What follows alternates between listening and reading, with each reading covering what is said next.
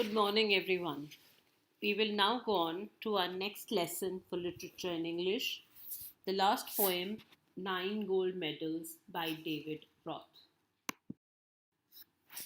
This particular poem is based on the Special Olympics. Special Olympics is a global movement of people who want to improve the lives of people with intellectual disabilities. Special Olympics World Games is conducted every 2 years, alternating between summer and winter games.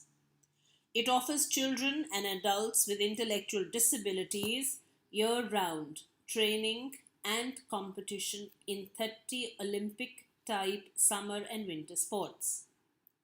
In July 1968, the first International Special Olympics Games were held in Chicago, Illinois, USA. Our particular poem, Nine Gold Medals, is Special Olympics, which was held at that particular time. This poem tells us about a race that is being conducted for the differently abled people. About the poem. The poem Nine Gold Medals has been written by David Roth. He was an American rock vocalist and songwriter. This particular poem has been sung by him and can be heard on YouTube. The poem underlines the idea of empathy and human values. It gives us the message that the most valuable thing in life is the sense of sharing one another's pain and sorrow and trying to cheer up and encourage the weak and the fallen. The poem presents the situation of a race in which the contestants are ready to compete against one another to win a gold medal. While we talk about the poem, I would like you to think and recall the sports day that we have in school. When everybody is so excited, we have everyone sitting around cheering for the contestant. The different house students, they line up for the various events. In this poem, when a weak contestant who is about to run, he falls down. The others, they forget the desire to win the race. They all help the weaker contestant, and all of them go hand in hand to the finishing line. Imagine yourself while you are running a race during the sports day. If somebody falls down from the other house, will you go back and help him? Is the question. Let us now read the poem. Stanza 1. The athletes had come from so many countries to run for the gold and the silver and bronze. Many weeks and months in training, all building up to the games. This poem is a scene of the Special Olympics. The event takes place in a stadium and the spectators are very enthusiastic. The athletes taking part had come from various countries to participate and to win the gold, the silver, and the bronze medals. The athletes had spent many weeks and months in training, as they all knew that the competition would be very tough. There was a lot of excitement, and each one was waiting for the final sports climax.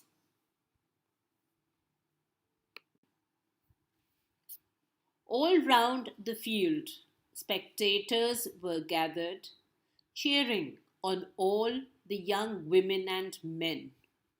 Then the final event of the day was approaching, the last race about to begin.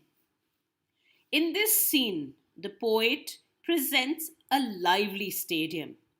The spectators or the audience had all gathered together and were warmly cheering the young participants. Then the final event of the day was approaching. It was the 100-meter race for the differently abled persons, and the enthusiasm was high in the stadium. The loudspeakers called out the names of the runners, the 100-meter, the race to be run, and 9 young athletes stood there determined and poised for the sound of the gun. In this stanza, the poet tells us that the names of the participants of the 100-meter race were being announced through the loudspeakers. 9 young athletes, they came and they stood at the starting point. They were determined to do their best and they wanted to win a medal.